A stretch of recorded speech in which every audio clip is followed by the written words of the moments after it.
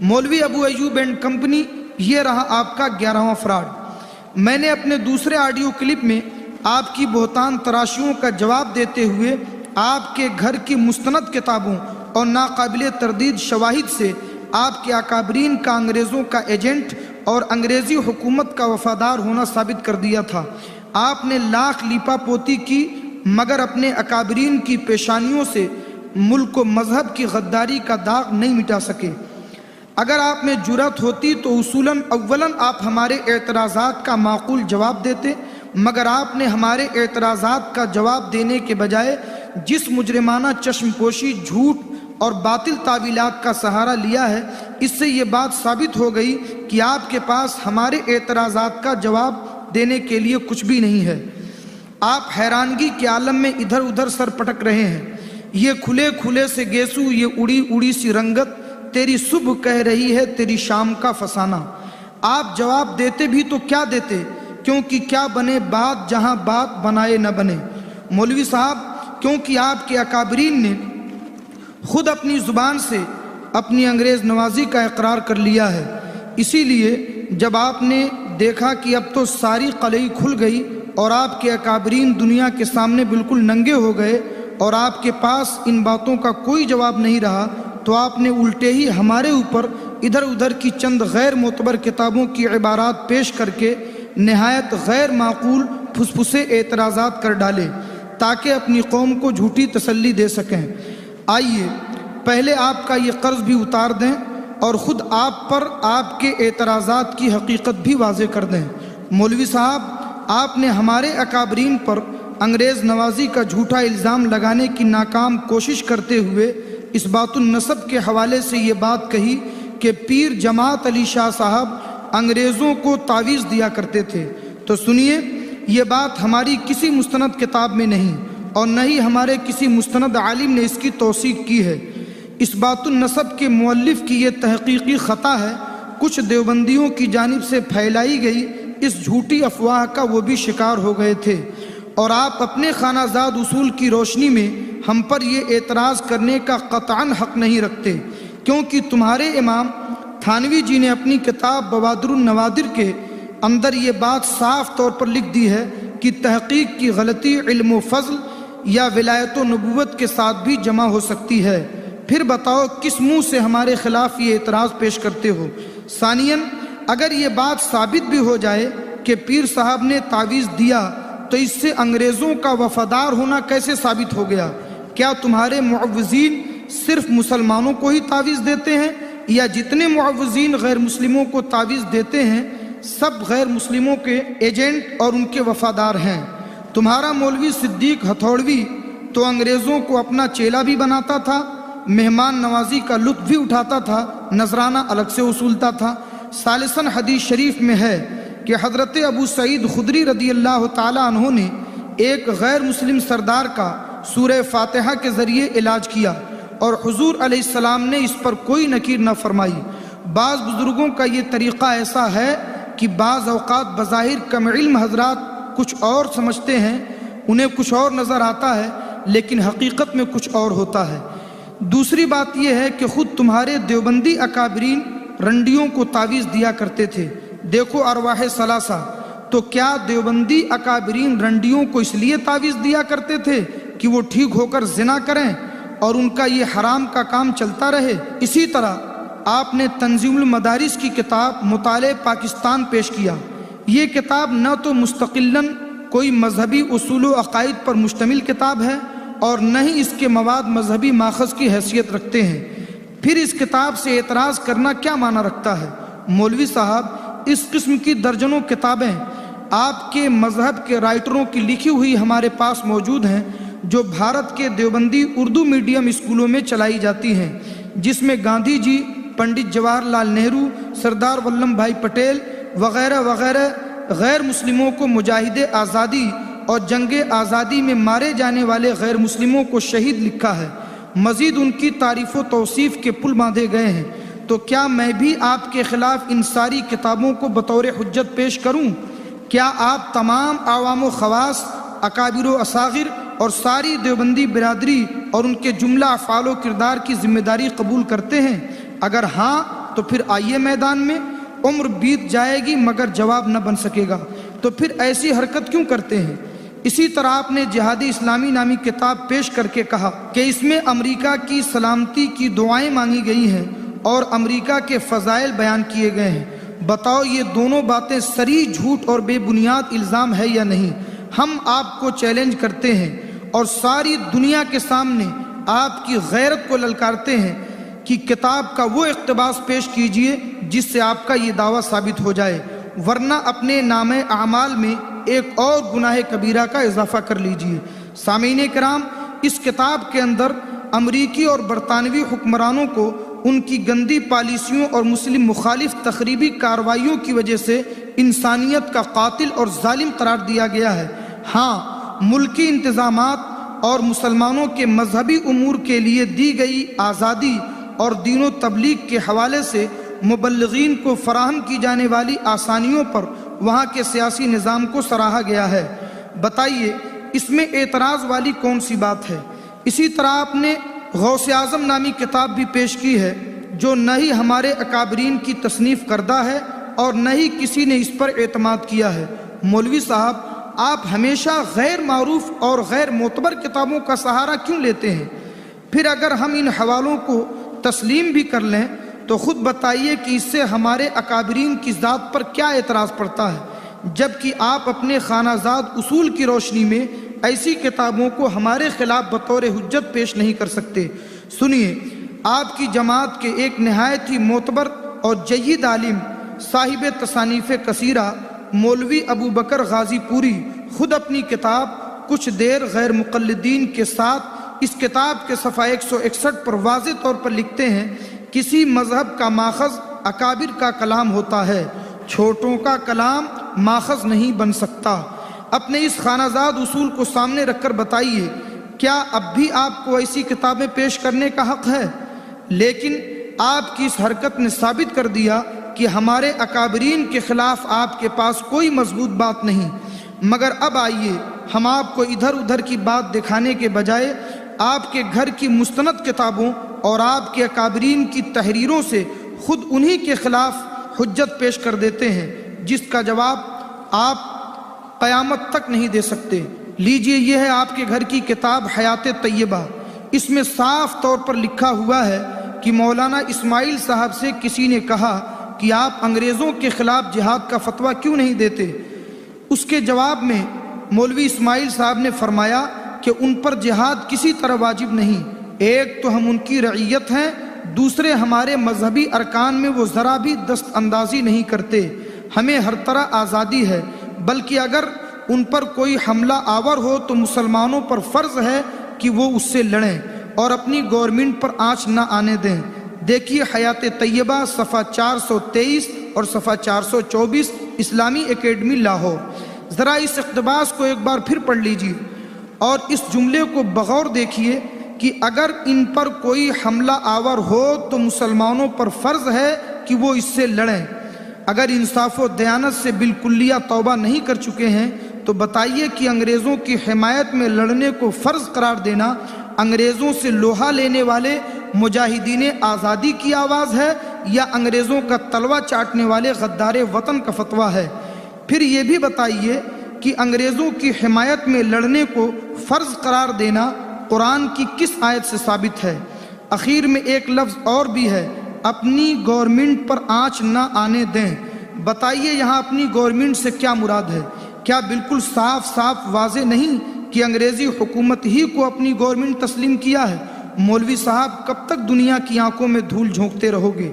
اور سنیے، مگر یاد رکھنا کہ اس کتاب کو غیر معتبر قرار دینے کی غلطی مت کرنا، کیونکہ تمہارے چوٹی کے مولوی محمد سرفراز صفدر دیوبندی نے اپنی کتاب عبارات اکابر کے صفحہ 56، 58 اور 61 پر اس کتاب کو معتبر قرار دیتے ہوئے بطور ثبوت اسے پیش کیا ہے اور اس پر اعتماد کیا ہے۔ اب جگر تھام کر ایک اور حوالہ سماعت کر لو، یہ ہے تمہارے گھر کی کتاب الافاضات الیومیہ حصہ ششم، مکتبہ تالیفات اشرفیہ۔ آپ کے امام تھانوی جی فرماتے ہیں، اب من وعن انہی کے الفاظ میں اگلی بات سماعت کیجیے۔ ایک شخص نے مجھ سے دریافت کیا تھا کہ اگر تمہاری حکومت ہو جائے تو انگریزوں کے ساتھ کیا برتاؤ کرو گے؟ میں نے کہا کہ محکوم بنا کر رکھیں گے، کیونکہ جب خدا نے حکومت دی تو محکوم ہی بنا کے رکھیں گے، مگر ساتھ ہی ان کے نہایت آرام اور راحت سے رکھا جائے گا، اس لیے کہ انہوں نے ہمیں آرام پہنچایا ہے۔ مولوی صاحب خود دیکھیے کہ بات اتنی واضح ہے کہ میں کسی تبصرے کی ضرورت محسوس نہیں کرتا، صرف یہ پوچھنا چاہتا ہوں کہ جس انگریز نے ہمارے ملک کی اینٹ سے اینٹ بجا دی، لاکھوں عوام کو قتل کیا، ہزاروں علماء کو پھانسی دی، ہزاروں عفیفائیں اس کی ہوس کا شکار بنی، املاک تباہ کیے گئے، بئی ہما آخر مولانا اشرف علی کو اس نے کیوں ایسا آرام دیا تھا جس کی وجہ سے مولوی صاحب اسے آرام سے ہی نہیں بلکہ نہایت آرام سے رکھنے کی بات کر رہے ہیں؟ ضمیر اگر زندہ ہے تو بتائیے یہ انگریزوں کے وفادار کی بولی ہے یا ملک کے غدار کی؟ کتنا بڑا ابن الوقت بے غیرت اور غدار ہے وہ انسان جو اپنے آرام کے لیے اپنی قوم کے ظلم و ستم کو بھینٹ چڑھا دے۔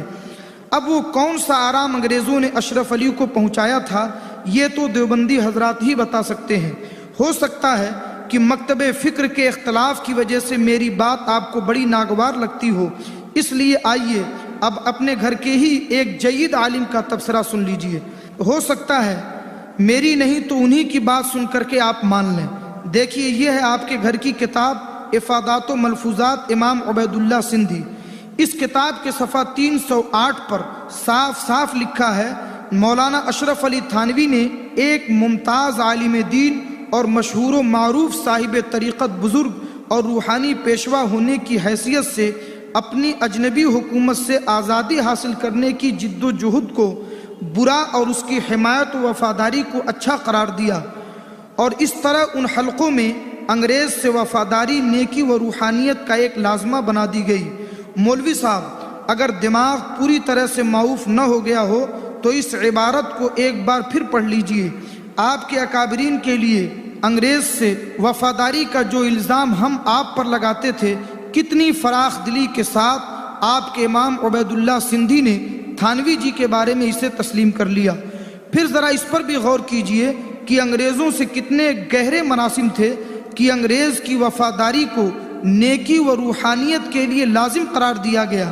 خود بتائیے کیا یہ جبہ و دستار شریعت و طریقت کے نام پر انگریزوں کے لیے راستہ ہموار کر کے مسلم شہیدان وطن کے ساتھ کھلی ہوئی غداری اور اپنے مذہب کے تقدس کو تسلیس کے پجاریوں کے قدموں پر نچھاور کرنا ہے یا نہیں؟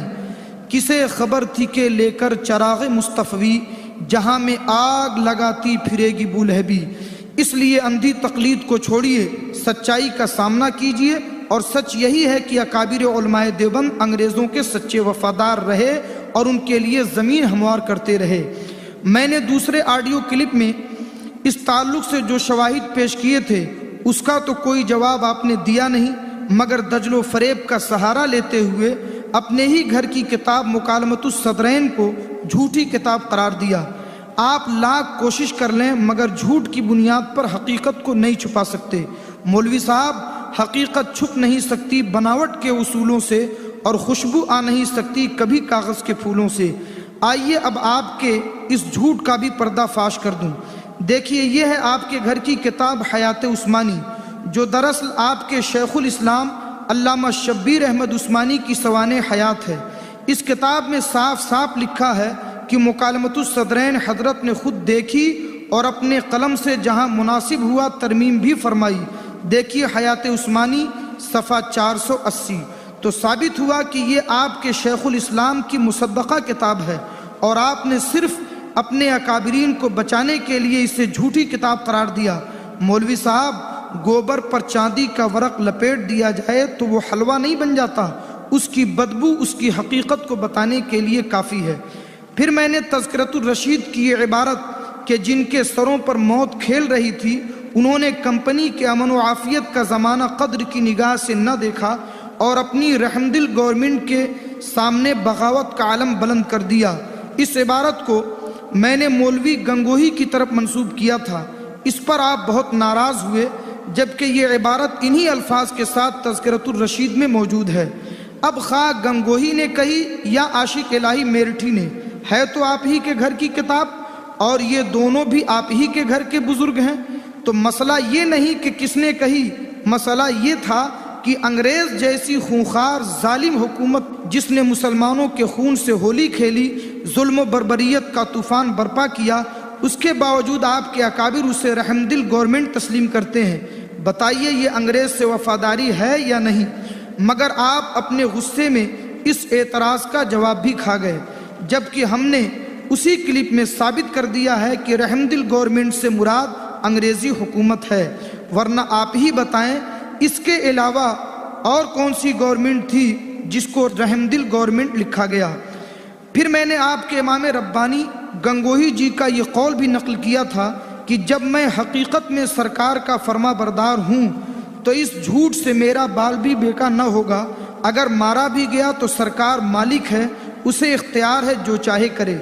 دیکھیے انگریزی سرکار سے وفاداری کا اظہار کس والہانہ انداز میں کیا گیا ہے، اس عبارت کا بھی کوئی جواب آپ نے نہیں دیا، بلکہ اس عبارت کی ایسی تعویل پیش کی ہے جس نے گنگوہی جی کو اس گہری کھائی میں پھینک دیا ہے جہاں سے نکلنے کے راستے بند ہو چکے ہیں۔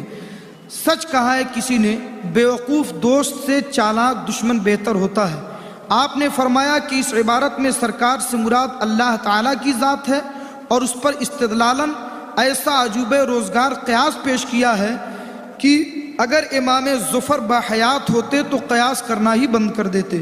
مولوی صاحب، آپ کو اتنی بھی حیا نہ آئی کہ آپ کا یہ کلپ عوام ہی نہیں بلکہ خواص بھی سنیں گے، آپ کے طلبہ، اساتذہ، دوست و احباب بھی سنیں گے۔ جب وہ آپ کی اس فراڈ بازی، ہٹ دھرمی اور لچر باتوں کو سنیں گے تو آپ کے بارے میں کیا خیال کریں گے؟ اب میں سامعین کی توجہ چاہتا ہوں۔ دیکھیے اس دیوبندی مولوی نے اپنے اکابرین کو بچانے کے لیے کیا کیا گل کھلائے ہیں۔ کوئی بڑا دلچسپ باب ہے اس میں، کہیں کہیں سے محبت کی داستان سن لو۔ اور اسی کتاب تذکرۃ الرشید کے حوالے سے میں آپ پر یہ واضح کر دینا چاہتا ہوں کہ سرکار سے مراد یہاں اللہ تعالیٰ کی ذات لینا صرف دھوکہ اور فریب ہے۔ پہلی بات تو یہ ہے کہ تذکرۃ الرشید کے مؤلف نے جس عنوان کے تحت اس عبارت کو لکھا ہے وہ عنوان ہے الزام بغاوت اور اس کی کیفیت۔ اس عنوان کی شروعات یہاں سے ہوتی ہے کہ 1859 وہ سال تھا جس میں حضرت امام ربانی قدس سرہ پر اپنی سرکار سے باغی ہونے کا الزام لگایا گیا اور مفسدوں میں شریک ہونے کی تہمت باندھی گئی۔ عبارت پر غور کیجئے، اگر سرکار سے مراد واقعی اللہ تعالیٰ کی ذات ہے تو اپنی سرکار کے بجائے لفظ اپنے سرکار ہوتا۔ دوسری بات، اگر واقعی سرکار سے مراد اللہ تعالیٰ کی ذات ہے تو کیا 1859 میں گنگوہی جی پر اللہ عز و جل سے باغی ہونے کا الزام لگایا گیا تھا اور اللہ تعالیٰ کے مفسدوں میں ان کا شمار ہونے لگا تھا؟ لا حول ولا قوت الا باللہ۔ اس تعویل سے تو لازم آئے گا کہ 1859 میں گنگوہی جی پر اللہ تعالیٰ سے باغی ہونے کا الزام لگایا گیا ہو۔ تیسری بات، اگر گنگوہی جی اللہ تعالیٰ کے باغی ہو گئے تھے تو انگریزی حکومت کو اس سے کیا تکلیف تھی کہ وہ گنگوہی جی کے خلاف تحقیق کر رہی تھی؟ پھر یہ بھی بتائیے کہ جب انہوں نے اللہ تعالیٰ سے بغاوت کی تھی تو اس کی صفائی دینے کے لیے انگریزی کورٹ میں جانے کی کیا ضرورت تھی؟ مزید یہ بھی بتائیے اللہ تعالیٰ کی بغاوت سے توبہ بھی کی تھی یا بغیر توبہ کیے ہی مر گئے؟ اگر توبہ کی تھی تو توبہ نامہ پیش کیجیے۔ عجب کچھ پھیر میں ہے سینے والا جیب و دامہ کا، جو یہ ٹانکا تو وہ ادھڑا، جو وہ ٹانکا تو یہ ادھڑا۔ مزید سنیے، اسی عنوان کے تحت تذکرۃ الرشید کے مؤلف نے یہ بھی لکھا ہے، جہاں دیکھیے یہی ذکر کہ وہ باغی سمجھا گیا اور اس کو بجرم فساد سولی پر چڑھایا گیا، تو کیا اس زمانے میں انگریزی حکومت ایک ایک کر کے اللہ کے سارے باغیوں کو سولی پہ لٹکا رہی تھی؟ اس عبارت کے بعد ہی یہ لکھا ہے کہ حضرت مولانا کو یہ بات معلوم ہو چکی تھی کہ آپ کا نام بھی مشتبہ اور قابل اخذ مجرموں کی فہرست میں درج ہو چکا ہے اور آپ کی گرفتاری اور تلاش میں دوش آیا چاہتی ہے۔ اس سے صاف ظاہر ہے کہ مولوی رشید احمد کو انگریزی حکومت کی طرف سے اپنی گرفتاری کا اندیشہ تھا، مگر اپنی وفاداری پر اس قدر ناز تھا کہ فرماتے ہیں جب میں حقیقت میں سرکار کا فرما بردار ہوں تو اس جھوٹے الزام سے میرا بال بھی بیکا نہ ہوگا، اور اگر مارا بھی گیا تو سرکار مالک ہے، اسے اختیار ہے جو چاہے کرے۔ اس سے صاف ظاہر ہو گیا کہ سرکار سے مراد یہاں انگریزی حکومت ہی ہے، اور یہ جذبہ وفاداری اسی کے ساتھ ہے۔ مزید سنیے، گنگوہی جی جب انگریزی کورٹ میں پیش ہوئے تو ان سے پوچھا گیا کہ تم نے سرکار کے مقابلے میں ہتھیار اٹھائے؟ آپ اپنی تسبیح کی طرف اشارہ کرتے ہوئے فرماتے ہیں ہمارا ہتھیار تو یہ ہے۔ سوال یہ ہے کہ اگر سرکار سے مراد اللہ تعالیٰ کی ذات ہے، کیا گنگوہی جی نے اللہ تعالیٰ کے خلاف ہتھیار اٹھائے تھے؟ اور اگر اللہ تعالیٰ ہی کے خلاف ہتھیار اٹھائے تھے تو انگریزی حکومت کو کیا پڑی تھی کہ وہ گنگوہی جی سے یہ سوال کرے کہ تم نے اللہ تعالیٰ کے خلاف ہتھیار کیوں اٹھائے؟